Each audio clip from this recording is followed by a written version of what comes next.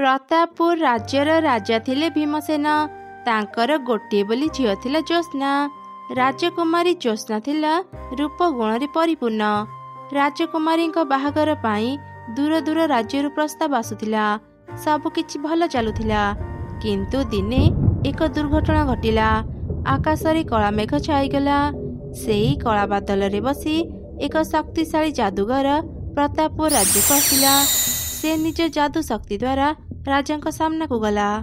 किए तू दुष्ट जादूगर, मो प्रासाद भीतर को केमिति आसिलु? राजा, तोरे राज्य मते भारी भल लागिला। आजिठू मु ए राज्यर राजा। सिपाही जाओ, ए दुष्ट को कारागार रे बंदी करि दियो। आज्ञा महाराज। अरे अरे, तमे माने मते काहेकि धरुच? मु तम मानकर राजा। ए दुष्ट जादूगर को धर। हा हा हा, एमाने तर किछि कथा सुनिबेनी, काहेकि ना मु मो जादू शक्ति रे सबु सिपाही को बस करि नेइची। राजा को दुष्ट जादूगर बंदी करी नेइची जानी राणी तुरंत निज झियो को धरी एक गोपन रास्ता दे प्रासाद रु बाहरी गले। दुष्ट जादूगर जेतेबेले राणी और राजकुमारी को पाइलानी से बहुत रागिगला। आउ सेमानकु खोजी आनिबा पई सिपाही मानकु आदेश देला। जहा रूपर एते प्रशंसा शुणी मु ए राज्य को आसिली, से ही ए राज्य छाड़ी चलीगला। सिपाही जाओ, राजकुमारी जोठी भी लुचि थाउ ताकू शीघ्र खोजी आण। सेपटे चालू चालू राणी को देह खराब हो गला। माँ अटकी गल कौन पाई? आमको आहरी अनेक रास्ता जीवाको हेबो। चलो माँ, बापा को से दुष्ट जादूगर पाखरे रक्षा करबाको हेबो। मु आउ पारुनी रे माँ। आमे दुई जण मिसिले भी से दुष्ट जादूगर सह लड़ाई करि पारिबानी। मोर जहा भी हे जाऊ, तते किंतु बंचिबाको हेबो। शक्तिशाली ही राज्य को फेरिबु माँ। नाई माँ, मु तुमको छाड़ी कुआडे भी जीवेनी। मु तुमको भी मो सांगरे नहीं जीबी। पागलामी करनी माँ, तू जा। एठारु उत्तर दिगरे गले एक घंच जंगल पाइबु। तू जेमिति से जंगल रे पाद देबु तो पाखकु एक चढ़ई आसीबो। से साधारण चढ़ई नुह, से हेउची एक जादूर चढ़ई। से तते लुचिबारे सहाय्य करिबो। आउ माँ तुमे? तू मो पई चिंता करनी। से दुष्ट जादूगर मते बंचई रखिबो। केवल मु ही ताकू तो ठिकणा कहि पारिबी। एबे तू जा माँ। तापरे राजकुमारी कांदी कांदी सेठारु चलीगला। राणी बेहोश होई तळे पड़ीगला। सेपटे राजकुमारी से जंगल रे पहुंचिला। हठात सामना को एक सुंदर छोट चढ़ई आसी कहिला, राजकुमारी आपण को ये जंगल रे स्वागत। अरे को तू चढ़ई हे केमिति कथा कहि पारुचु? राजकुमारी, मु साधारण चढ़ई नुह। थरी आपनक बापा एक परी को साहाय्य करिथिले। परी खुशी हे मते तांको देइथिले। राजांक विपद समय मु तांको साहाय्य करिथाए। राजा एबे को विपद रे अछंती ता मु जाने। राजकुमारी, आपण मो सांगरे आसंतु। मु आपनक लुचिबार व्यवस्था करि देइछि। ठीक समय आसिले आपण निज राज्य को फेरी पारिबे। आउ राजा रानी को कारागार मुक्त करि पारिबे। तापरे से चढ़ई राजकुमारी को नेई नाली सबुज रंगर झरणा पाखु गला। अरे ये केमितिका अद्भुत झरणा! एमिति कौन नाली सबुज रंगर झरणा थाए? राजकुमारी, एमिति बहु जिनस थाए जहा आम पई अजणा। ए जागा आपनक पई सुरक्षित। आपण ए गुंफा रे रुहंतु। एठी आपन को केही खोजी पाइबेनी। गुंफा? हेले मु तो एठी कोनसी गुंफा देखिबाको पाउनी। किछि समय अपेक्षा करंतु राजकुमारी, आपण एबे गुंफा देखि पारिबे। झरणा तुमे बंद हुओ। पहाड़ तुमे रास्ता देखाओ। खोली दियो तुम द्वार। मोर एई अनुरोध स्वीकार कर। चढ़ईर एतिकी कहिबा परे परे ही से झरणा सुखी गला। आउ पहाड़ मझिरे एक गुंफार रास्ता खोली गला। राजकुमारी, आजिठू आपण ए गुंफारे रहिबे। दिन रे थरे आपण गुंफारू बाहरी पारिबे। एबे जांतु राजकुमारी। से दिन परठारु राजकुमारी से गुंफा भितरे रहिला। सेपटे राणी दुष्ट जादूगर हाथ रे धरा पड़ी गले। से जादूगर प्रतिदिन राजा रानी को अनेक कष्ट देउथिला। से जेते चेष्टा कले भी राजकुमारी रो संधान पाउ नथिला। राजकुमारी सबुदिन ता बापा माँ को मने पकई कांदुथिला। से दिन रे केवल थरे ही गुंफारू बाहरी जंगल भीतर को जाउथिला। दिने से जंगल को ଅନ୍ୟ ଏକ ରାଜ୍ୟର ରାଜକୁମାର ସିନୁ ଶିକାର କରିବାକୁ ଆସିଲା। ସେ ଏକ ହରିଣର ପଛା କରୁ କରୁ ତା ସୈନ୍ୟମାନଙ୍କ ପାଖରୁ ଅଲଗା ହେଇଗଲା। ସିପାହୀ ସିପାହୀ, ଆରେ ସମସ୍ତେ କୁଆଡେ ଗଲ? ମୋ କଥା ଶୁଣି ପାରୁଛ ନା ନାହିଁ? ରାଜକୁମାର ତା ସୈନ୍ୟମାନଙ୍କୁ ଖୋଜିଲା। ଏମିତି ଖୋଜୁ ଖୋଜୁ ସେ ରାଜକୁମାରୀଙ୍କୁ ଭେଟିଲା। କ୍ଷମା କରନ୍ତୁ, ମୁଁ ମୋ ସୈନ୍ୟମାନଙ୍କଠୁ ଅଲଗା ହେଇଯାଇଛି। ସେମାନଙ୍କୁ ଖୋଜିବା ସମୟରେ ଆପଣଙ୍କ ସହ ଧକ୍କା ହେଇଗଲା। ଆପଣ ତ କେବଳ ନିଜ ସୈନ୍ୟମାନଙ୍କଠୁ ଅଲଗା ହେଇଛନ୍ତି, ମୁଁ ତ ସମସ୍ତଙ୍କଠୁ ଅଲଗା ହେଇଯାଇଛି। ବ୍ୟସ୍ତ ହୁଅନ୍ତୁନି, ଖୁବ୍ ଶୀଘ୍ର ଆପଣ ନିଜ ସୈନ୍ୟମାନଙ୍କୁ ପାଇଯିବେ। ପ୍ରଥମ ଦେଖାରୁ ହିଁ ସିନୁକୁ ରାଜକୁମାରୀ ଜ୍ୟୋତ୍ସ୍ନା ଭଲ ଲାଗିଲା। ସେ ରାଜକୁମାରୀ ବିଷୟରେ ସବୁକିଛି ଜାଣିବାକୁ ଚେଷ୍ଟା କଲା। ମୁଁ ଆନନ୍ଦଗଡ଼ ରାଜ୍ୟର ରାଜକୁମାର ସିନୁ। ଆପଣଙ୍କ ସହ କ'ଣ ହେଇଛି ମୋତେ କୁହନ୍ତୁ। ଯଦି ସମ୍ଭବ ହେବ ମୁଁ ଆପଣଙ୍କୁ ସାହାଯ୍ୟ କରିବି। ରାଜକୁମାରୀ କାନ୍ଦି କାନ୍ଦି ତାର ପୁରା ଘଟଣା ରାଜକୁମାରକୁ କହିଲା। ଆପଣ ଆଉ କାନ୍ଦନ୍ତୁନି ରାଜକୁମାରୀ, ମୁଁ ଆପଣଙ୍କ ପାଖରେ ଅଛି। ସେ ଦୁଷ୍ଟ ଯାଦୁଗର ଯେତେ ଶକ୍ତିଶାଳୀ ହେଇଥାଉ, ନିଶ୍ଚୟ ତାର କିଛି ନା କିଛି ଦୁର୍ବଳତା ଥିବ। ଥରେ ସେ କଥା ଜାଣିଲେ ଆମେ ତାକୁ ଖୁବ୍ ସହଜରେ ହରାଇ ପାରିବା। ରାଜକୁମାରର କଥା ସରିଛି କି ନାହିଁ, ସେ ଯାଦୁର ଚଢ଼ି ତାଙ୍କ ପାଖକୁ ଆସିଲା। ରାଜକୁମାର, ମୁଁ ଆପଣଙ୍କୁ ହିଁ ଅପେକ୍ଷା କରିଥିଲି। ଆପଣ ଦୁଇଜଣ ମିଶିଲେ ସେ ଦୁଷ୍ଟ ଯାଦୁଗରକୁ ମାରିପାରିବେ। ଆପଣ ଦୁଇଜଣ ସେ ଦୁଇ ଝରଣାରେ ସ୍ନାନ କରନ୍ତୁ। ତାପରେ ଆପଣ ଦୁଇଜଣଙ୍କୁ ଦୁଷ୍ଟ ଯାଦୁଗରକୁ ମାରିବା ପାଇଁ ଶକ୍ତି ମିଳିଯିବ। ତାପରେ ସିନୁ ଆଉ ଜ୍ୟୋତ୍ସ୍ନା ସେ ଯାଦୁର ଚଢ଼ି ସାଙ୍ଗରେ ଝରଣାକୁ ଗଲେ। ଦୁଇଜଣ ଦୁଇଟି ଝରଣାରେ ସ୍ନାନ କଲେ। ହଠାତ୍ ସେମାନେ ଦୁଇଟି ଶକ୍ତିଶାଳୀ ଖଣ୍ଡା ପାଇଲେ। ଆପଣ ଦୁଇଜଣ ଯେମିତି ଏକା ସାଙ୍ଗରେ ଝରଣାରେ ସ୍ନାନ କଲେ, ଠିକ୍ ସେମିତି ଏକା ସାଙ୍ଗରେ ଯାଦୁଗରକୁ ଏ ଦୁଇ ଖଣ୍ଡାରେ ପ୍ରହାର କଲେ ତାର ମୃତ୍ୟୁ ହେବ। ଏ ରାଜ୍ୟରୁ ବିପଦ ବି ଟଳିଯିବ। ତାପରେ ରାଜକୁମାର ଆଉ ରାଜକୁମାରୀ ଦୁଷ୍ଟ ଯାଦୁଗର ପାଖକୁ ଗଲେ। ରାଜକୁମାର ସିପାହୀମାନଙ୍କୁ କହିଲା ସେ ରାଜକୁମାରୀ ଜ୍ୟୋତ୍ସ୍ନାକୁ ନେଇ ଆସିଛି। ସିପାହୀମାନେ ତୁରନ୍ତ ଏକଥା ଦୁଷ୍ଟ ଯାଦୁଗରକୁ ଜଣିଲେ। ଯାଦୁଗର ଖୁସି ହେଇ ସେମାନଙ୍କୁ ଭିତରକୁ ଡାକିଲା। ସୈନ୍ୟମାନେ ରାଜକୁମାର ଆଉ ରାଜକୁମାରୀଙ୍କୁ ନେଇ ଭିତରକୁ ଗଲେ। ସୁନ୍ଦରୀ ରାଜକୁମାରୀ, ଏତେ ଦିନ ତୁମେ କୋଉଠି ଥିଲ? ମୁଁ ତୁମକୁ କେତେ ଦିନରୁ ଅପେକ୍ଷା କରି ରହିଛି। ମୁଁ ତୁମକୁ ମୋର ରାଣୀ କରିବାକୁ ଚାହେଁ। ରାଜକୁମାରୀ ଧୀରେ ଧୀରେ ଯାଦୁଗର ପାଖକୁ ଗଲା। ମୁଁ ବି ତୁମ ରାଣୀ ହେବାକୁ ପ୍ରସ୍ତୁତ, ଆଉ ତୁମକୁ ଅପେକ୍ଷା କରିବାକୁ ପଡ଼ିବନି। ରାଜକୁମାର ବି ଧୀରେ ଧୀରେ ଯାଦୁଗର ପାଖକୁ ଗଲା। ସୁଯୋଗ ଦେଖି ରାଜକୁମାର ଆଉ ରାଜକୁମାରୀ ନିଜ ନିଜ ଖଣ୍ଡା ବାହାର କଲେ, ଆଉ ଏକା ସାଙ୍ଗରେ ହିଁ ଯାଦୁଗରକୁ ମାରିଦେଲେ। ଯାଦୁଗର ଯେମିତି ମରିଗଲା, ସୈନ୍ୟମାନେ ନିଜ ହୋସ ଫେରି ପାଇଲେ। ରାଜାରାଣୀ କାରାଗାରରୁ ମୁକ୍ତ ହେଲେ। ପ୍ରତାପପୁର ରାଜ୍ୟ ଉପରୁ କଳା ବାଦଲ ହଟିଗଲା। ରାଜକୁମାର, ତୁମକୁ ଅନେକ ଅନେକ ଧନ୍ୟବାଦ। ତୁମ ସାହସିକତା ଦେଖି ମୁଁ ଅନେକ ଖୁସି। ମୁଁ ତୁମ ସହ ମୋ ଝିଅର ବାହାଘର କରିବାକୁ ଚାହେଁ। ତାପରେ ରାଜାରାଣୀ ଖୁବ୍ ଧୁମଧାମରେ ରାଜକୁମାର ସିନୁ ସହ ରାଜକୁମାରୀ ଜ୍ୟୋତ୍ସ୍ନାର ବାହାଘର କରିଦେଲେ। ପ୍ରତାପପୁର ରାଜ୍ୟରେ ସମସ୍ତେ ଖୁସି ଥିଲେ। ରାଜକୁମାର ଆଉ ରାଜକୁମାରୀ ନିଜ ରାଜ୍ୟକୁ ଗଲେ ଆଉ ଖୁସିରେ ରହିଲେ। ପ୍ରତାପପୁର ନାମକ ଏକ ରାଜ୍ୟରେ ରାଜା କୃଷ୍ଣଚନ୍ଦ୍ର ରାଜୁତି କରୁଥିଲେ। ରାଜାରାଣୀଙ୍କର ଗୋଟିଏ ବୋଲି ଝିଅ, ତାର ନାଁ ଏଲିନା। ଏଲିନା ପିଲାଦିନରୁ ହିଁ ବହୁତ ଗର୍ବୀ ଅହଙ୍କାରୀ ସ୍ୱଭାବର ଥିଲା। ତାର ସବୁ କିଛି ସୁନ୍ଦର ଦରକାର। ଯଦି ଭୁଲରେ ବି ତାର ଜିନିଷରେ ଟିକେ ବି ଦାଗ ଲାଗୁଥିଲା, ସେ ବହୁତ ରାଗି ଯାଉଥିଲା। ଏମିତି ଗୋଟେ ଦିନ ରାଜକୁମାରୀ ଏଲିନା ବାହାରକୁ ଯିବା ପାଇଁ ପ୍ରସ୍ତୁତ ହେଉଥିଲା। ଆଚ୍ଛା କହିଲୁ, ମୋ ପୋଷାକ କେମିତି ଦେଖାଯାଉଛି? ଆପଣଙ୍କ ପୋଷାକ ବହୁତ ସୁନ୍ଦର ହେଇଛି ରାଜକୁମାରୀ। ସୁନ୍ଦର ହେବନି କେମିତି? ବାପା ମୋ ପାଇଁ ଏ ପୋଷାକକୁ ବହୁତ ଦୂରରୁ ଆଣିଛନ୍ତି। ତୁ ଟିକେ ମୋ ପାଖରୁ ଦୂରେଇକି ରହ, ନହେଲେ ମୋ ପୋଷାକରେ ଦାଗ ଲାଗିଯିବ।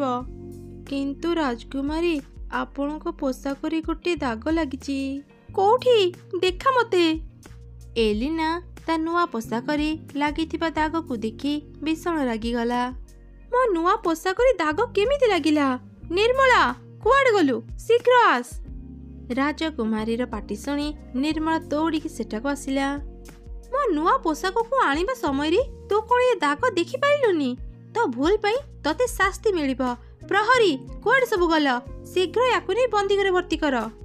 ରାଜକୁମାରୀ, ମତେ କ୍ଷମା କରିଦିଅନ୍ତୁ, ମୁଁ ଜାଣିପାରିଲିନି। ନା ତତେ କେବେ ବି କ୍ଷମା ମିଳିବନି। ତୁ କଣ ଜାଣିନୁ ମୁଁ ଟିକେ ବି ଅପରିଷ୍କାର ଜିନିଷ ପସନ୍ଦ କରେନି। ଆଉ ତୋର ସାହସ କେମିତି ହେଲା ଏ ଦାଗ ଲଗା ପୋଷାକ ମୋ ପାଖକୁ ଆଣିବା ପାଇଁ? ଚାଲିଯା ମୋ ସାମ୍ନାରୁ। ଏମିତି ରାଜକୁମାରୀ ନିଜ ରାଗି ସ୍ୱଭାବ ଯୋଗୁଁ ବହୁତ ଦାସୀଙ୍କୁ ବନ୍ଦୀ ଘରକୁ ପଠେଇଥିଲା। ରାଜା ଏସବୁ ଜାଣିଲା ପରେ ସେ ଦାସୀମାନଙ୍କୁ ମୁକ୍ତ କରୁଥିଲେ। ରାଜା ବହୁତ ଦୟାଳୁ ସ୍ୱଭାବର ଥିଲେ। ଝିଅର ଏପରି ସ୍ୱଭାବ ଯୋଗୁଁ ରାଜା ସବୁବେଳେ ଦୁଃଖରେ ରହୁଥିଲେ। ଗୋଟେ ଦିନ ରାଜା ରାଣୀଙ୍କ ସହ ଏ ବିଷୟରେ କଥା ହେଉଥିଲେ। ରାଣୀ, ଆମ ଝିଅ ପାଇଁ ମୁଁ ବହୁତ ଚିନ୍ତାରେ ଅଛି। ତା ରାଗି ସ୍ୱଭାବ ଯୋଗୁଁ ସେ ଗୋଟେ ପରେ ଗୋଟେ ଭୁଲ କରି ଚାଲିଛି। ଜାଣିପାରୁନି କେବେ ତା ରାଗି ସ୍ୱଭାବ ବଦଳିବ। ମହାରାଜ, ଆପଣ ଏମିତି ଚିନ୍ତା କାହିଁକି କରୁଛନ୍ତି? ଆମ ଝିଅର ବାହାଘର ବୟସ ହେଇଗଲାଣି। ତାର ଯେତେ ଜଲ୍ଦି ବାହାଘର କରିଦେବା ସେତେ ଭଲ। ବାହାଘର ପରେ ହୁଏତ ତାର ସ୍ୱଭାବ ବଦଳିଯିବ। ହଁ ରାଣୀ, ତୁମେ ଠିକ୍ କହିଛ। ପାଖ ରାଜ୍ୟର ରାଜକୁମାର ବିକ୍ରମ ଏଲିନାକୁ ବାହା ହେବା ପାଇଁ ପ୍ରସ୍ତାବ ପଠାଇଛନ୍ତି। ସେ ଦୁଇ ଜଣ ବି ପରସ୍ପରକୁ ପସନ୍ଦ କରନ୍ତି। ଏ ବର୍ଷ ହିଁ ଆମେ ସେମାନଙ୍କର ବାହାଘର କରିଦେବା। ପରଦିନ ସକାଳେ ଜଳଖିଆ ଖାଇବା ସମୟରେ ରାଜକୁମାରୀ ତା ଖାଇବାରେ ଏକ ପିମ୍ପୁଡ଼ି ପଡ଼ିଥିବାର ଦେଖିଲା। ଏ ଖାଇବା ତୁ ଆଣିଛୁ? ଖାଇବାରେ ଏତେ ବଡ଼ ପିମ୍ପୁଡ଼ି ପଡ଼ିଛି, ତୁ ଦେଖିପାରିଲନି? ତତେ ଯଦି ଅନ୍ଧୁଣୀ ହେବାକୁ ଏତେ ଇଚ୍ଛା ତେବେ ତୁ ଅନ୍ଧୁଣୀ ହେଇଯା। ଏମିତି ରାଗି ଏଲିନା ତାର ସବୁ ଖାଇବା ସେ ଦାସୀର ମୁହଁକୁ ଫିଙ୍ଗିଲା। ଦାସୀ କାନ୍ଦି କାନ୍ଦି ସେଠାରୁ ଚାଲିଗଲା। ଏଗୁଡ଼ା ଗୋଟି ଗୋଟି ଅପଦାର୍ଥ, ଏମାନେ କିଛି କାମକୁ ନୁହଁ। ବାପା କଣ ପାଇଁ ଯେ ଏମାନଙ୍କୁ କାମରେ ରଖିଛନ୍ତି? ମୁଁ ଯେତେବେଳେ ରାଣୀ ହେବି ଏ ସମସ୍ତଙ୍କୁ ବନ୍ଦୀଘରେ ଭର୍ତ୍ତି କରିଦେବି। ଓହ, ମୋ ମୁଣ୍ଡଟା ଭାରି ଗରମ ହେଇଗଲାଣି। ଯାଏ ସ୍ନାନ କରି ମୋ ମୁଣ୍ଡକୁ ଟିକେ ଥଣ୍ଡା କରିବି। ଏମିତି କହି ରାଜକୁମାରୀ ତାର ଦୁଇ ଦାସୀଙ୍କୁ ଡାକିଲା। ପାଟି ଶୁଣି ଦୁଇ ଦାସୀ ସେଠାରେ ପହଞ୍ଚିଗଲେ। ଆଦେଶ କରନ୍ତୁ ରାଜକୁମାରୀ। ମୁଁ ମୋ ପଦ୍ମ ପୋଖରୀକୁ ସ୍ନାନ କରିବାକୁ ଯିବି। ଯାଅ ତାର ବ୍ୟବସ୍ଥା କର। ଆଉ ହଁ, ସବୁ କିଛି ଠିକ୍ ଅଛି କି ନାହିଁ ଦେଖିବ, ନହେଲେ ତମମାନଙ୍କ ଅବସ୍ଥା କଣ ହେବ ତମେମାନେ ଭଲ ଭାବରେ ଜାଣିଛ। ତାପରେ ରାଜକୁମାରୀ ଏଲିନା ତାର ଦୁଇ ଦାସୀଙ୍କ ସହ ପଦ୍ମ ପୋଖରୀକୁ ସ୍ନାନ କରିବାକୁ ଗଲା। ଆଉ ପୋଖରୀର ଅବସ୍ଥା ଦେଖି ସେ ବହୁତ ରାଗିଗଲା। ମୁଁ ଯୋଉ ପୋଖରୀରେ ସ୍ନାନ କରିବି ସେଠି ଏତେ ଚଢ଼େଇ ବସା ପଡ଼ିଛି। ଏସବୁ ଆସିଲା କୋଉଠୁ? ପୋଖରୀ କେତେ ଅପରିଷ୍କାର ଦେଖାଯାଉଛି। ରାଜକୁମାରୀ ଦେଖନ୍ତୁ, ଏଇ ପୋଖରୀ ପାଖରେ ଯୋଉ ସବୁ ଗଛ ଅଛି ସେ ଗଛ ଗୁଡ଼ିକରେ ବହୁତ ଚଢ଼େଇ ବସା ବାନ୍ଧିଛନ୍ତି।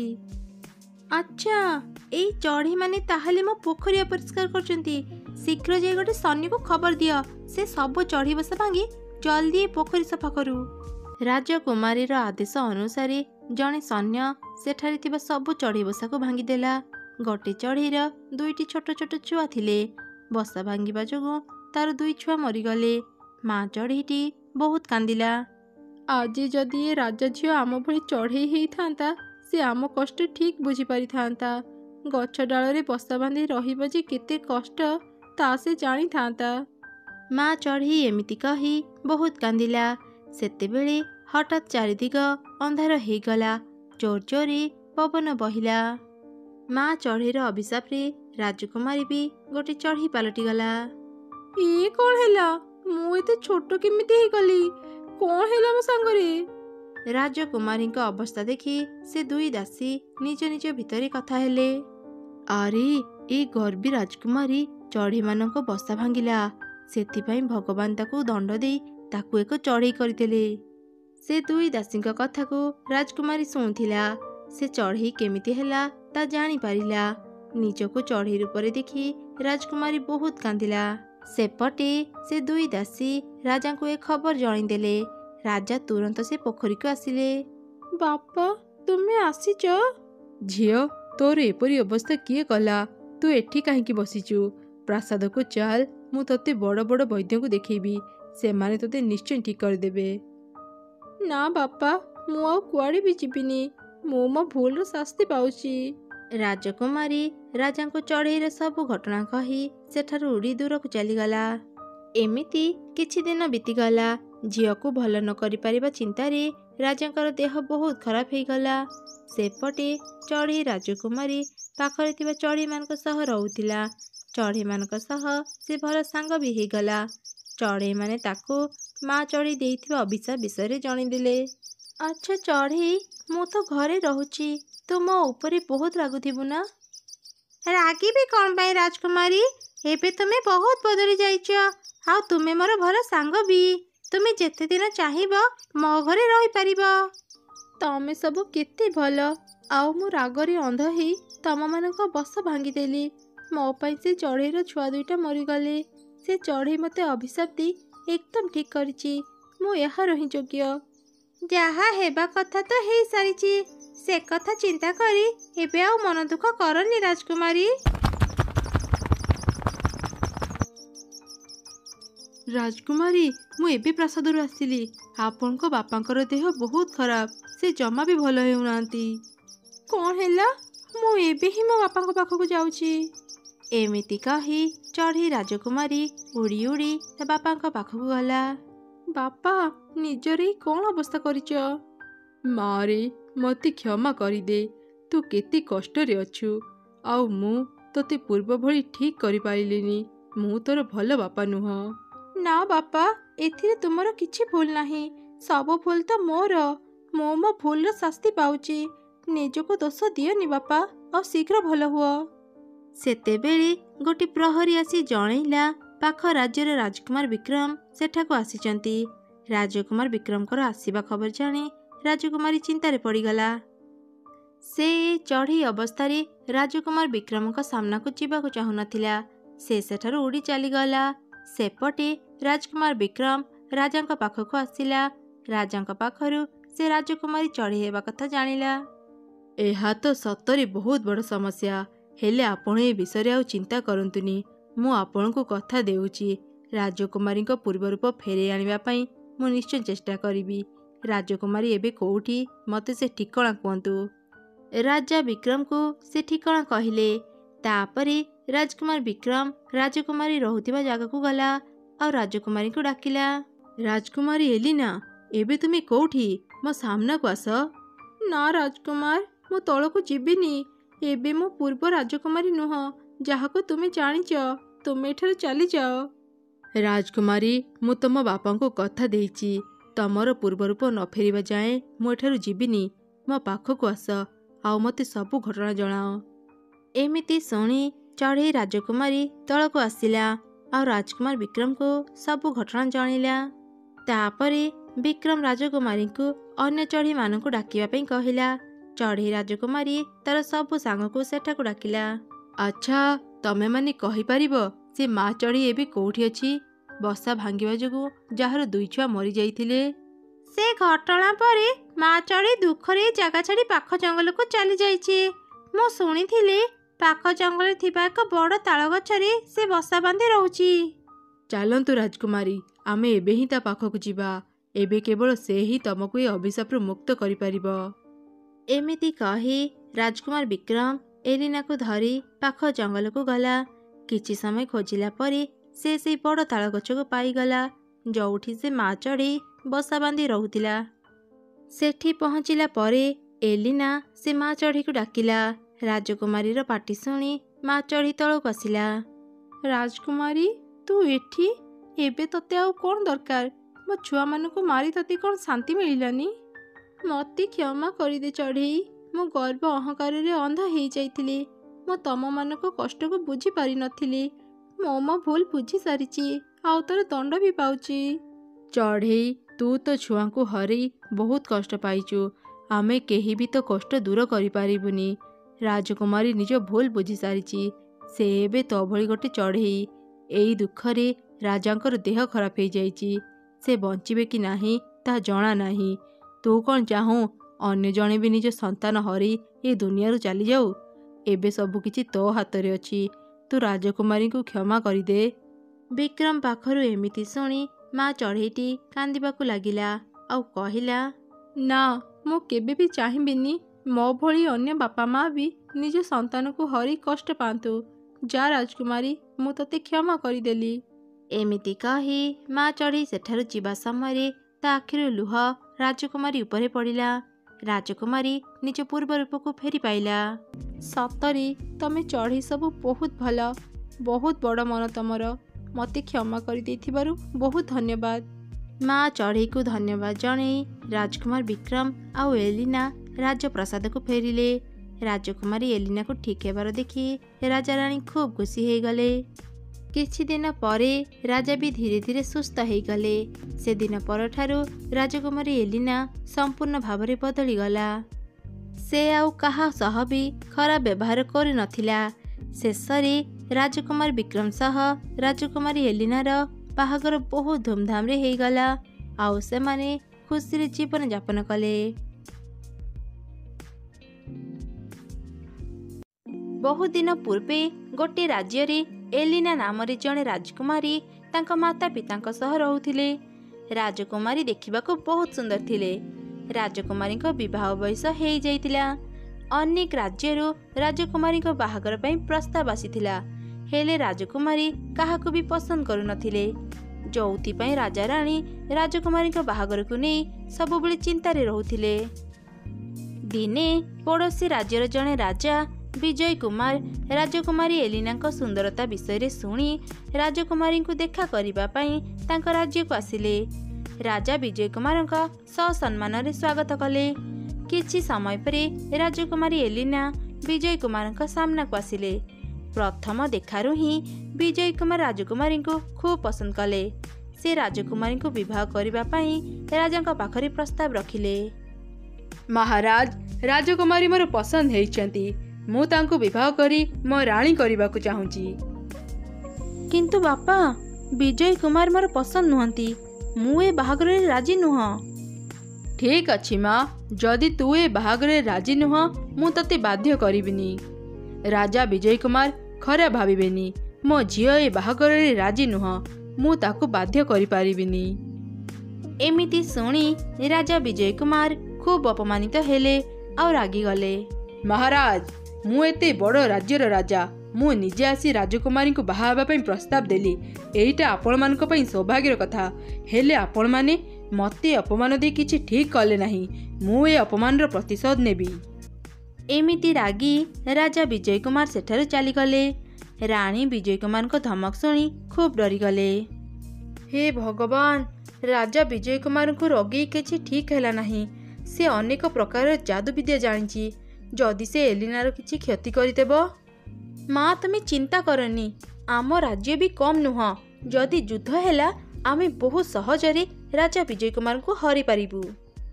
ସେପଟେ ରାଜା ବିଜୟ କୁମାର ଖୁବ୍ ଜୋରେ ରାଗି ଯାଇଥିଲା। ସେ ନିଜ ପ୍ରାସାଦକୁ ଫେରି ଆସିଲା। ରାଜା ନିଜ ଯାଦୁବିଦ୍ୟା କରୁଥିବା କକ୍ଷକୁ ଗଲା।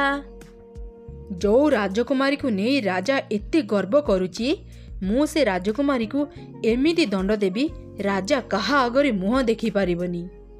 ଏମିତି କହି ରାଜା ବିଜୟ କୁମାର ଗୋଟେ ମନ୍ତ୍ର ପଢ଼ିଲେ ଆଉ ଏକ କଳା ଯାଦୁ କଲେ। ଯାଦ୍ୱାରା ସୁନ୍ଦରୀ ରାଜକୁମାରୀ ଗୋଟେ ବିଲେଇରେ ପରିଣତ ହେଇଗଲେ। ଆରେ, ଏ କ'ଣ ହେଇଗଲା? ମୁଁ ବିଲେଇ କେମିତି ପାଲଟି ଗଲି? ରାଜକୁମାରୀ କାନ୍ଦି କାନ୍ଦି ରାଜା ରାଣୀଙ୍କ ପାଖକୁ ଗଲେ। ଆମ ମହଲରେ ଏ ବିଲେଇ କୋଉଠୁ ଆସିଲା? ପ୍ରହରୀ, ଜଲ୍ଦି ଏ ବିଲେଇକୁ ପ୍ରାସାଦ ଭିତରୁ ବାହାର କର। ନାଇଁ ବାପା, ମୁଁ ଆପଣଙ୍କ ଝିଅ ରାଜକୁମାରୀ ଏଲିନା। ମୁଁ ଜାଣିନି ମୋର ଏମିତି ରୂପ କେମିତି ହେଲା। ରାଜକୁମାରୀ ଏଲିନା? ମା, ତୋର ଏ ଅବସ୍ଥା କେମିତି ହେଲା? ମୁଁ ତମକୁ କହିଥିଲି ନା, ରାଜା ବିଜୟ କୁମାର ସହ ଶତ୍ରୁତା କରନି। ସେ ହିଁ କିଛି କଳା ଯାଦୁ କରି ମୋ ଝିଅକୁ ଏମିତି କରିଦେଇଥିବ। ଏମିତି ଶୁଣି ରାଜା ଖୁବ୍ ଜୋରେ ରାଗିଗଲେ। ସେ ବିଜୟ କୁମାରଙ୍କ ସହ ଯୁଦ୍ଧ କରିବା ପାଇଁ ପ୍ରସ୍ତୁତ ହେଲେ ରାଣୀ ତାଙ୍କୁ ଅଟକେଇଲେ। ଆଗ ଆମ ଝିଅ କେମିତି ଠିକ୍ ହେବ ସେ କଥା ଚିନ୍ତା କରନ୍ତୁ ମହାରାଜ। ଆପଣ ପ୍ରତିଶୋଧ ପଛରେ ବି ନେଇପାରିବେ। ରାଣୀଙ୍କ କଥା ଶୁଣି ରାଜା ଟିକେ ଶାନ୍ତ ହେଲେ। ସେ ରାଜ୍ୟର ପ୍ରମୁଖ ବୈଦ୍ୟ, ତାନ୍ତ୍ରିକ ଆଉ ସାଧୁଙ୍କୁ ଡାକିଲେ। ସମସ୍ତେ ଯେତେ ଚେଷ୍ଟା କଲେ ବି ରାଜକୁମାରୀଙ୍କୁ ତାଙ୍କ ପୂର୍ବ ଅବସ୍ଥାକୁ ଫେରାଇ ଆଣିପାରିଲେନି। ଏମିତି ଦେଖି ରାଜାରାଣୀ ଦୁଃଖରେ ଭାଙ୍ଗି ପଡ଼ିଲେ। ସମସ୍ତେ ସେଠାରୁ ଯିବା ପରେ ଜଣେ ସାଧୁ ରାଜାଙ୍କ ପାଖକୁ ଆସିଲେ ଆଉ କହିଲେ, ମହାରାଜ, ଏଠାରୁ କିଛି ଦୂରରେ ଗୋଟେ ଘଞ୍ଚ ଜଙ୍ଗଲ ଅଛି। ସେ ଜଙ୍ଗଲ ମଝିରେ ଗୋଟେ ଲାଲ ପଦ୍ମର ପୋଖରୀ ଅଛି। ସେ ଲାଲ ପଦ୍ମରେ ଖୁବ୍ ଶକ୍ତି ଅଛି। ସେ ଯେକୌଣସି ବି କଳା ଯାଦୁକୁ ଖଣ୍ଡନ କରିପାରିବ। ସେ ଲାଲ ପଦ୍ମକୁ ଯଦି ଆମେ ରାଜକୁମାରୀଙ୍କୁ ସ୍ପର୍ଶ କରେଇବା, ରାଜକୁମାରୀ ନିଶ୍ଚୟ ଠିକ୍ ହେଇଯିବେ। କିନ୍ତୁ ମହାରାଜ, ସେ ଲାଲ ପଦ୍ମକୁ ଆଣିବା ଏତେ ସହଜ ନୁହଁ, କାରଣ ସେ ପୋଖରୀରେ ବହୁତ ଗୁଡ଼ିଏ ଲାଲ ପଦ୍ମ ଅଛି। ପ୍ରକୃତ ଲାଲ ପଦ୍ମ ହିଁ କଳା ଯାଦୁକୁ ଖଣ୍ଡନ କରିପାରିବ। ତାକୁ ଚିହ୍ନିକି ଆଣିବା ବହୁତ କଷ୍ଟ କାମ। ଯଦି କେହି ଭୁଲ ପଦ୍ମ ନେଇ ଆସିଲା ତେବେ ତାର ମୃତ୍ୟୁ ସୁନିଶ୍ଚିତ। ଏମିତି ଶୁଣି ରାଜା ପ୍ରାସାଦର ସବୁ କର୍ମଚାରୀମାନଙ୍କୁ ଏକଥା ଜଣେଇଲେ। ଆଉ ଯିଏ ବି ସେ ଲାଲ ପଦ୍ମକୁ ଆଣି ରାଜକୁମାରୀକୁ ଠିକ୍ କରିଦେବ ରାଜା ତାକୁ ବହୁତ ପୁରସ୍କାର ଦେବେ ବୋଲି କହିଲେ। ହେଲେ ମୃତ୍ୟୁ ଭୟରେ କେହି ବି ସେ ପୋଖରୀକୁ ଯିବା ପାଇଁ ସାହସ କଲେ ନାହିଁ। ମାଳିର ପୁଅ ରାଜେଶ ସେ ପୋଖରୀକୁ ଯିବା ପାଇଁ ରାଜି ହେଇଗଲା। ମହାରାଜ, ମୁଁ ସେ ପୋଖରୀକୁ ଯାଇ ଲାଲ ପଦ୍ମ ଆଣିବି। ରାଜେଶ, ମୁଁ ତୋର ସାହସ ଦେଖି ବହୁତ ଖୁସି। ଯଦି ତୁ ଲାଲ ପଦ୍ମ ଆଣି ମୋ ଝିଅକୁ ଠିକ୍ କରିଦେବୁ ମୁଁ ମୋ ଝିଅ ସାଙ୍ଗରେ ତୋର ବାହାଘର କରିଦେବି। ନା ମହାରାଜ, ମୁଁ ରାଜକୁମାରୀଙ୍କ ଯୋଗ୍ୟ ନୁହଁ। ମୁଁ କେବଳ ମୋ କର୍ତ୍ତବ୍ୟ କରିବି। ଏମିତି କହି ରାଜେଶ ସେ ଲାଲ ପଦ୍ମର ପୋଖରୀକୁ ଗଲା। ପୋଖରୀ ପାଖରେ ପହଞ୍ଚିବା ପରେ ହଠାତ୍ ଗୋଟି ପରୀ ପୋଖରୀରୁ ବାହାରି ଆସିଲା। ରାଜେଶ, ତୁ ଏଠାକୁ କାହିଁକି ଆସିଛୁ? ମୁଁ ଏ ଲାଲ ପଦ୍ମ ପୋଖରୀର ପରୀ। ଯଦି ତୁ ସଠିକ୍ ପଦ୍ମ ଚିହ୍ନି ପାରିବୁନି ତେବେ ତୋର ମୃତ୍ୟୁ ଘଟିବ। ଫେରି ଯା ତୁ ଏଠୁ। ନା ପରୀ, ରାଜକୁମାରୀକୁ ଠିକ୍ କରିବା ପାଇଁ ଯଦି ମୋର ଜୀବନ ଚାଲିଗଲା ତେବେ ମୁଁ ତାକୁ ମୋର ସୌଭାଗ୍ୟ ଭାବିବି। ମୋର ତୋତେ ସତର୍କ କରିବାର ଥିଲା, ମୁଁ କରିଦେଲି। ଆଗକୁ ତୋ ଇଚ୍ଛା। ଏମିତି କହି ପରୀ ସେଠାରୁ ଚାଲିଗଲା। ରାଜେଶ ପୋଖରୀକୁ ଭଲ ଭାବରେ ଦେଖିଲା। ସେଠାରେ ଅନେକ ଗୁଡ଼ିଏ ଲାଲ ପଦ୍ମ ଥିଲା। ସବୁ ଲାଲ ପଦ୍ମ ଏକା ଭଳି ଦେଖାଯାଉଥିଲା। ପ୍ରକୃତ ପଦ୍ମକୁ ଚିହ୍ନିବା ବହୁତ କଷ୍ଟ ଥିଲା। ରାଜେଶ ବହୁତ ସମୟ ଯାଏଁ ସେ ପୋଖରୀରେ ରହିଲା ଆଉ ଗୋଟି ଗୋଟି କରି ଭଲ ଭାବରେ ସେ ପଦ୍ମ ଗୁଡ଼ିକୁ ଦେଖିଲା। ରାଜେଶ ଖୁବ୍ ବୁଦ୍ଧିମାନ ଥିଲା। ଏ ସବୁ ପଦ୍ମ ଫୁଲ ଭିତରେ କେବଳ ଗୋଟିଏ ପଦ୍ମ ଫୁଲର ଛାଇ ପୋଖରୀରେ ପଡ଼ିଛି। ତା ମାନେ ସେଇଟା ହିଁ ପ୍ରକୃତ ପଦ୍ମ। ରାଜେଶର ଏପରି କହିବା ପରେ ପରେ ହିଁ ସେ ପଦ୍ମ ଆପେ ଆପେ ଆସି ରାଜେଶର ହାତରେ ପଡ଼ିଗଲା। ରାଜେଶ ସେ ପଦ୍ମକୁ ଧରି ରାଜମହଲକୁ ଫେରିଲା। ସେ ଲାଲ ପଦ୍ମକୁ ଯେମିତି ରାଜକୁମାରୀଙ୍କୁ ସ୍ପର୍ଶ କରିଲା ରାଜକୁମାରୀ ତୁରନ୍ତ ନିଜ ପ୍ରକୃତ ରୂପକୁ ଚାଲି ଆସିଲେ। ଏସବୁ ଦେଖି ରାଜାରାଣୀ ଖୁବ୍ ଖୁସି ହେଇଗଲେ। ରାଜକୁମାରୀ ରାଜେଶକୁ ବିବାହ କରିବା ପାଇଁ ଇଚ୍ଛା ପ୍ରକାଶ କଲେ। ରାଜା ମଧ୍ୟ ଖୁସିରେ ସେ ଦୁଇ ଜଣଙ୍କର ବାହାଘର କରିଦେଲେ। ଅନେକ ଦିନ ତଳର କଥା। ଭୀମପୁର ନାମରେ ଏକ ଶକ୍ତିଶାଳୀ ରାଜ୍ୟ ଥିଲା। ସେ ରାଜ୍ୟରେ ଆଦିତ୍ୟ ଚନ୍ଦ୍ର ନାମରେ ଜଣେ ରାଜା ରାଜୁତି କରୁଥିଲେ। ସେ ବହୁତ ଦୟାଳୁ ଆଉ ଉଦାର ବ୍ୟକ୍ତି ଥିଲେ। ଦିନେ ସେ ରାଜ୍ୟକୁ ଗୋଟେ ଯାଦୁଗର ଆସିଲା। ସେ ରାଜାଙ୍କୁ ବିଭିନ୍ନ ପ୍ରକାରର ଯାଦୁ ଦେଖେଇଲା। ରାଜାଙ୍କୁ ସେସବୁ ବହୁତ ଭଲ ଲାଗିଲା। ସେ ଯାଦୁଗରର ଖୁବ୍ ପ୍ରଶଂସା କଲେ ଆଉ ତାକୁ ଅନେକ ଉପହାର ଦେଲେ। ଯାଦୁଗର ସେଠାରୁ ଯିବା ପୂର୍ବରୁ ସେ ରାଜାଙ୍କ ସହ ଏକୁଟିଆ ଦେଖା କରି କହିଲା, ମହାରାଜ, ଏଇ ଦେଖନ୍ତୁ ଗୋଟେ ନୂଆ ଯାଦୁ। ଏମିତି କହି ସେ ଯାଦୁଗର ଗୋଟେ ମନ୍ତ୍ର ପାଠ କଲା। ତା ଦ୍ୱାରା ସେ ଗୋଟେ ଚଢ଼େଇରେ ପରିଣତ ହେଇଗଲା। ଏମିତି ପୁଣି ଏକ ମନ୍ତ୍ର ପଢ଼ି ସେ ତା ପୂର୍ବ ରୂପକୁ ଫେରି ଆସିଲା। ରାଜା ଏପରି ଯାଦୁ ଦେଖି ଖୁବ୍ ଆଶ୍ଚର୍ଯ୍ୟ ହେଇଗଲେ। ସେ ଯାଦୁଗରକୁ ଏମିତି କେମିତି କଲ ବୋଲି ପଚାରିଲେ। ଯାଦୁଗରଟି କହିଲା, ମହାରାଜ, ଏହା ଏକ କୁହୁକ ମନ୍ତ୍ର ଅଟେ। ଏ ମନ୍ତ୍ରକୁ କହିବା ଦ୍ୱାରା ଆପଣ ଯେକୌଣସି ପଶୁ କିମ୍ବା ପକ୍ଷୀର ରୂପ ନେଇପାରିବେ। ସେ ପଶୁପକ୍ଷୀଙ୍କର କଥା ବୁଝିପାରିବେ ଆଉ ତାଙ୍କ ସହ କଥା ବି ହେଇପାରିବେ। ପୁଣି ଯେତେବେଳେ ଆପଣଙ୍କର ମଣିଷ ରୂପ ନେବାକୁ ଇଚ୍ଛା ହେବ ଆପଣ ସେତେବେଳେ ପୂର୍ବ ଦିଗକୁ ମୁହଁ କରି 3 ଥର ଏ ମନ୍ତ୍ରକୁ କହିବେ। ଆପଣ ନିଜ ପୂର୍ବ ରୂପକୁ ଫେରି ଆସିବେ। କିନ୍ତୁ ମହାରାଜ, ପଶୁପକ୍ଷୀ ରୂପରେ ଥିବା ସମୟରେ କେବେ ବି ହସିବେନି, ନହେଲେ ଆପଣ ଏ କୁହୁକ ମନ୍ତ୍ରକୁ ଭୁଲିଯିବେ। ଆପଣ ଆଉ କେବେ ବି ନିଜ ରୂପକୁ ଫେରି ପାଇବେନି। ଯଦି ଅନ୍ୟ ଜଣେ କେହି ଆପଣଙ୍କୁ ଏ ମନ୍ତ୍ର ମନେ ପକାଇ ଦିଏ ତାହେଲେ ଯାଇ ଆପଣ ଏ ମନ୍ତ୍ରକୁ ମନେ ପକାଇ ପାରିବେ। ଏମିତି କହି ସେ ଯାଦୁଗର ରାଜା ଆଉ ତାଙ୍କ ପ୍ରଧାନ ସେନାପତିଙ୍କୁ ସେ ମନ୍ତ୍ରଟି କହିଲା ଆଉ ସେଠାରୁ ଚାଲିଗଲା। ରାଜା ଏପରି ଏକ କୁହୁକ ମନ୍ତ୍ର ପାଇ ଖୁବ୍ ଖୁସି ହେଇଗଲେ। ପରଦିନ ସକାଳେ ରାଜା ଆଉ ତାଙ୍କ ପ୍ରଧାନ ସେନାପତି ରାଜ ଉଦ୍ୟାନରେ ବୁଲୁଥିଲେ। ବୁଲୁ ବୁଲୁ ସେମାନେ 2ଟି ବଗକୁ ଦେଖିଲେ। ସେ 2 ବଗ ନିଜ ଭିତରେ କଥା ହେଉଥିଲେ। ଏହା ଦେଖି ରାଜା ଭାବିଲେ, ଆରେ, ଏ 2 ଜଣ କ'ଣ କଥା ହେଉଛନ୍ତି? ରାଜାଙ୍କର ସେ 2 ବଗଙ୍କ କଥା ଶୁଣିବାକୁ ଇଚ୍ଛା ହେଲା। ହଠାତ୍ ତାଙ୍କର ଯାଦୁଗର କଥା ମନେ ପଡ଼ିଲା। ସେ କଥା ତାଙ୍କ ସେନାପତିଙ୍କୁ କହିଲେ। ତାପରେ ରାଜା ଆଉ ତାଙ୍କ ସେନାପତି ସେ କୁହୁକ ମନ୍ତ୍ର ପଢ଼ି ଦୁଇଟି ବଗ ପାଲଟି ଗଲେ। ସେମାନେ ସେ ବଗ ବଗୁଲିଙ୍କ କଥା ଶୁଣିଲେ। ସେମାନଙ୍କୁ ତାଙ୍କ କଥା ଏତେ ମଜା ଲାଗିଲା ଯେ ରାଜା ଓ ସେନାପତି ନ ହସି ରହିପାରିଲେନି। ସେମାନେ ସେଠି ହସି ପକେଇଲେ। ହଠାତ୍ ସେନାପତିଙ୍କର ସେ ଯାଦୁଗର କଥା ମନେ ପଡ଼ିଲା। ସେ ରାଜାଙ୍କୁ କହିଲା, ମହାରାଜ, ଆପଣଙ୍କର ନିଜ ରୂପ ଫେରିବା ମନ୍ତ୍ର ମନେ ଅଛି ନା? ରାଜା ବି ସେତେବେଳକୁ ସେ ମନ୍ତ୍ରକୁ ଭୁଲି ସାରିଥିଲେ। ରାଜା ଓ ସେନାପତି ଚିନ୍ତାରେ ପଡ଼ିଗଲେ। ସେମାନେ କ'ଣ କରିବେ କିଛି ବୁଝିପାରିଲେନି। ରାଜା ଓ ସେନାପତି ପ୍ରାସାଦ ଭିତରକୁ ଯିବା ସମୟରେ ସୈନ୍ୟମାନେ ସେମାନଙ୍କୁ ବଗ ଭାବି ସେଠାରୁ ବାହାର କରିଦେଲେ। ବିଚରା ରାଜା ଓ ମନ୍ତ୍ରୀ ରାଜପ୍ରସାଦ ବାହାରେ ରହିଲେ। ସୈନ୍ୟମାନେ ରାଜା ଓ ସେନାପତିଙ୍କୁ ପ୍ରାସାଦରେ ନ ପାଇ ଚାରିଆଡ଼େ ଖୋଜିଲେ। ରାଜ୍ୟ ସାରା ଏ ଖବର ବ୍ୟାପିଗଲା ଯେ ରାଜା ଓ ସେନାପତି କେଉଁଆଡ଼େ ଚାଲି ଯାଇଛନ୍ତି। ଗୋଟେ ଦିନ ରାଜା ଓ ସେନାପତି ସୈନ୍ୟମାନଙ୍କ ପାଖରୁ ଶୁଣିବାକୁ ପାଇଲେ ଆସନ୍ତାକାଲି ରାଜାଙ୍କର ଶତ୍ରୁ ରାଜ୍ୟର ରାଜା ଏ ରାଜ୍ୟ ଉପରେ ଆକ୍ରମଣ କରିବେ। ଏସବୁ ଘଟଣା ଶୁଣି ରାଜା ଓ ସେନାପତି ବହୁତ ମନ ଦୁଃଖ କଲେ। ରାଜ୍ୟକୁ ଏ ବିପଦରୁ ସେମାନେ କେମିତି ବଞ୍ଚେଇବେ ଏ ବିଷୟରେ କଥା ହେଲେ।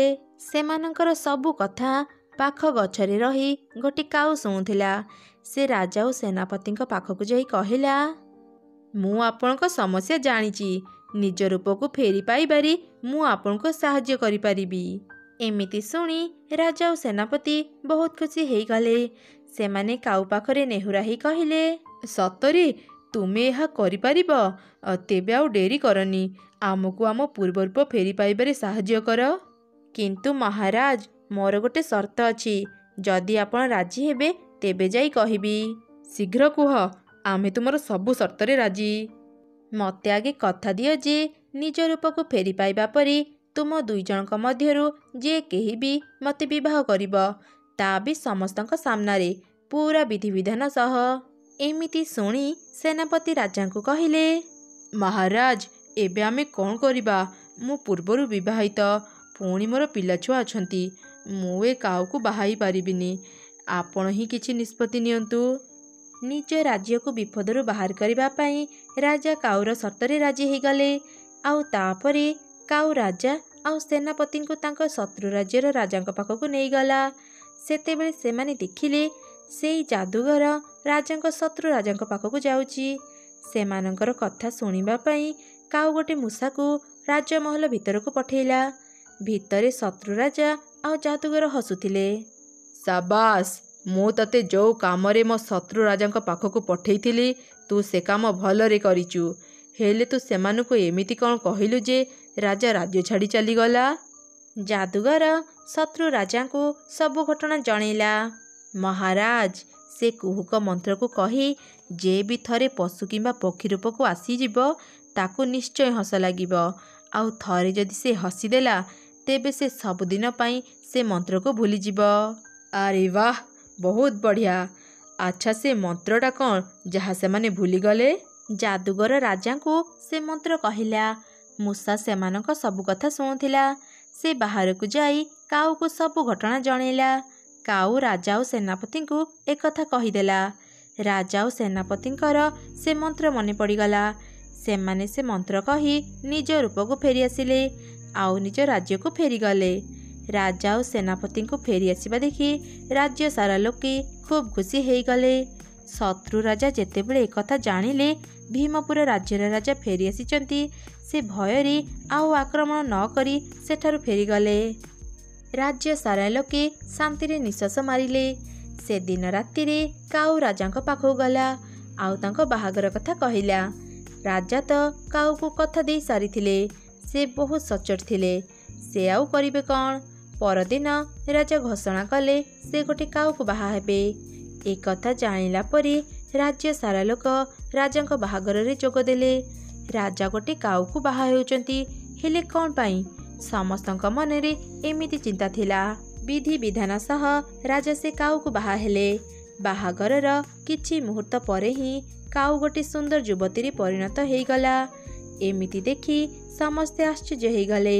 ସେ ସୁନ୍ଦର ଯୁବତୀଟି ରାଜାଙ୍କୁ କହିଲା, ମହାରାଜ, ମୁଁ ଗୋଟେ ରାଜକୁମାରୀ। ମୁଁ ଯେତେବେଳେ ଛୋଟ ଥିଲି ଗୋଟେ ରାକ୍ଷସୀ ମୋତେ ଚୋରି କରି ନେଇ ଯାଉଥିଲା। ହେଲେ ମୋ ବାପାଙ୍କର ସୈନ୍ୟମାନେ ତାକୁ ମାରିଦେଲେ।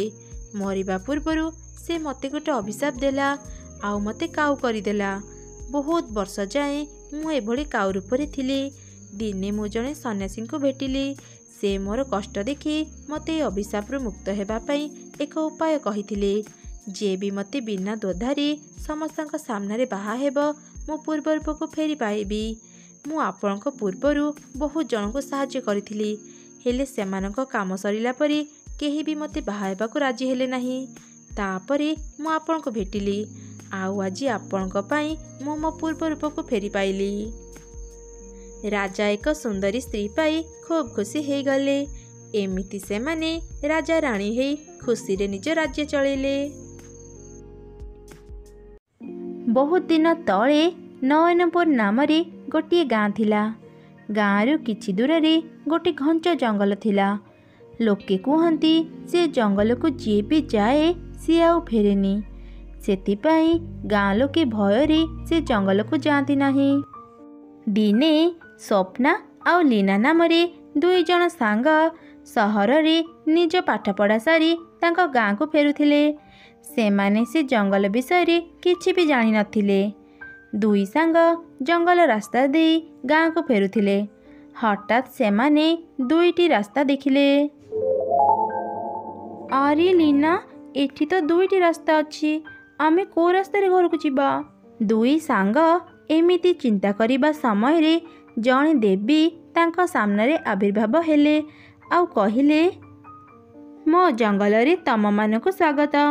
ମୁଁ ଏ ଜଙ୍ଗଲର ଦେବୀ। ଏଇ ଦୁଇଟି ରାସ୍ତା ମଧ୍ୟରୁ ଗୋଟିଏ ଭଲ ଆଉ ଗୋଟେ ଖରାପ। ଭଲ ରାସ୍ତାରେ ଗଲେ ତମେ ଗୋଟେ ବୁଢ଼ୀ ଲୋକକୁ ପାଇବ। ସେ ତମକୁ ଭଲ ଭଲ ଜ୍ଞାନ ଆଉ ଉପଦେଶ ଦେବ, ହେଲେ ତମକୁ ତାର ସବୁ କାମ କରିବାକୁ ପଡ଼ିବ। ଆଉ ଖରାପ ରାସ୍ତାରେ ଗଲେ କ'ଣ ହେବ? ଖରାପ ରାସ୍ତାରେ ଗଲେ ତମେ ଗୋଟେ ପିଶାଚିକୁ ପାଇବ। ତା ପାଖରେ ବହୁତ ଧନ ସମ୍ପତ୍ତି ଅଛି। ସେ ତମକୁ ବହୁତ ସୁନା ଟଙ୍କା ଦେବ। ଏବେ ତମେ ଦୁଇ ଜଣ ନିଷ୍ପତ୍ତି ନିଅ ଯେ ତମେମାନେ କେଉଁ ରାସ୍ତାରେ ଯିବ। ମୁଁ ତ ଖରାପ ରାସ୍ତାରେ ଯିବି। ଆଜିକାଲି ଟଙ୍କା ନହେଲେ କିଛି କାମ ହେଉନି। ମୋର ସେ ଜ୍ଞାନ ଦରକାର ନାହିଁ। ମୁଁ ତ ପିଶାଚି ପାଖରୁ ସୁନା ଟଙ୍କା ଆଣିବି। ଆଉ ସ୍ୱପ୍ନା, ତୁ କେଉଁ ରାସ୍ତାରେ ଯିବୁ? ମୁଁ ଭଲ ରାସ୍ତାରେ ଯିବି। ମୋ ମା ମୋତେ ପିଲାଦିନରୁ ଶିଖେଇଛନ୍ତି ଦୁନିଆରେ ଜ୍ଞାନ ଠାରୁ ବଡ଼ ଆଉ କିଛି ନୁହଁ। ଏମିତି ଦୁଇ ସାଙ୍ଗ ନିଜ ନିଜ ରାସ୍ତାରେ ଚାଲିଗଲେ। ସ୍ୱପ୍ନା ଭଲ ରାସ୍ତାରେ ଗଲା ଆଉ ଲୀନା ଖରାପ ରାସ୍ତାରେ ଗଲା। ସ୍ୱପ୍ନା କିଛି ଦୂର ଗଲା ପରେ ଜଣେ ବୁଢ଼ୀ ସ୍ତ୍ରୀ ଲୋକକୁ ଦେଖିଲା। ସେ ବହୁତ ଦୁର୍ବଳ ଦେଖାଯାଉଥିଲେ। ସେ ବୁଢ଼ୀ ଲୋକଟି ସ୍ୱପ୍ନାକୁ ତା ଘରର କାମ କରିବା ପାଇଁ କହିଲା। ସ୍ୱପ୍ନା ବି ଖୁସି ଖୁସି ସେ ବୁଢ଼ୀ ଲୋକଟିର ସବୁ କାମ କରିଦେଲା। ସ୍ୱପ୍ନାର ଭଲ ଗୁଣ ଦେଖି ସେ ବୁଢ଼ୀ ଗୋଟେ ସୁନ୍ଦର ପରୀରେ ବଦଳିଗଲା। ସ୍ୱପ୍ନା, ମୁଁ ତୋ ଉପରେ ବହୁତ ଖୁସି। ମୁଁ ତୋର ପରୀକ୍ଷା କରୁଥିଲି। ଏମିତି କହି ସେ ପରୀ ସ୍ୱପ୍ନାକୁ ଭଲ ଭଲ ଜ୍ଞାନ ଆଉ ଉପଦେଶର କଥା କହିଲା। ସେପଟେ ଲୀନା ଖରାପ ରାସ୍ତାରେ ଯାଉ ଯାଉ ଗୋଟେ ପିଶାଚିକୁ ପାଇଲା। ପିଶାଚି ଲୀନାକୁ ଦେଖି କହିଲା, ମୁଁ ଜାଣିଛି ତୁ ଏଠାକୁ ସୁନା ଟଙ୍କା ନେବାକୁ ଆସିଛୁ। ଏ ଗୁମ୍ଫା ଭିତରେ ବହୁତ ସୁନା ଟଙ୍କା ଅଛି, ହେଲେ ତୁ ଗୁମ୍ଫା ଭିତରକୁ ଯିବା ପୂର୍ବରୁ ଗୋଟେ କାଗଜରେ ତତେ ଦସ୍ତଖତ କରିବାକୁ ପଡ଼ିବ। ଲୀନା ବହୁତ ଲୋଭୀ ଥିଲା।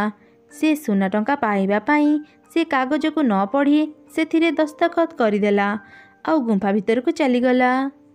ହେଲେ ସେ ଗୁମ୍ଫା ଭିତରେ ବହୁତ ଗୁଡ଼ିଏ ମଣିଷମାନଙ୍କର କଙ୍କାଳ ପଡ଼ିଥିଲା। ସେଠାରେ ଗୋଟିଏ ବି ସୁନା ଟଙ୍କା ନଥିଲା। ହଠାତ୍ ସେ ପିଶାଚି ସେଠାକୁ ଚାଲି ଆସିଲା। କାଇଁ, ଏଠି ତ ଗୋଟିଏ ବି ସୁନା ଟଙ୍କା ନାହିଁ। ତୁମେ ମୋତେ ମିଛ କହିଲ। ହା ହା ହା, ମୁଁ ଗୋଟେ ପିଶାଚି। ମିଛ କହିବା ମୋର ଅଭ୍ୟାସ। ଏବେ ମୁଁ ତତେ ମାରିକି ଖାଇବି। ଏମିତି ଶୁଣି ଲୀନା ଖୁବ୍ ଡରିଗଲା ଆଉ କହିଲା, ହେଲେ କ'ଣ ପାଇଁ? ତୁମେ ମୋତେ ମାରିବା କଥା ତ ଆଗରୁ କହିନଥିଲ। ତୁ ବୋଧେ ଭୁଲି ଯାଉଛୁ ତୁ ଖରାପ ରାସ୍ତାରେ ଆସିଛୁ। ଖରାପ ରାସ୍ତାରେ ଆସିଥିବା ଲୋକଙ୍କର କେବେ ଭଲ ହୁଏନି। ତୁ ବୋଧେ ସେ କାଗଜକୁ ଠିକ୍ରେ ପଢ଼ିନଥିଲୁ। ସେ କାଗଜରେ ଲେଖା ଥିଲା जदि तू ए गुंफा भितर सुना टंका न पाइबू मु तते मारी खाईदेबी। लोभरे लीना से कागज को ठीक रे न पढ़ी से दस्तखत कर देइथिला। लीना निजर भूल बुझी पारी खूब कांदिला हेले तार फेरिबार रास्ता नथिला। पिशाची लीना को मारी खाईदेला।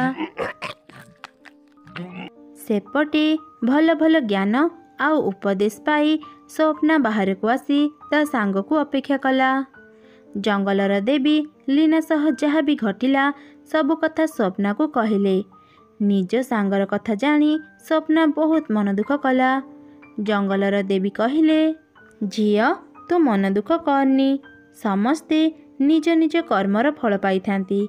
ए जंगल को आसुथिबा अधिकांश लोक सुना टंका लोभरे खराब रास्तारे जाइथांती। खराब रास्तारे जाउथिबा लोकंकर केबे भल हुएनी। सेथिपाई केही भी आजी जाए से खराब रास्तारू फेरी नाहांती। स्वप्ना मध्य देवी कथा बुझीपारा। से देवी को प्रणाम करी निज घर को फेरीगला। एमिति दुई सांग को सेमाने बाछिथिबा रास्तार फल मिलीगला।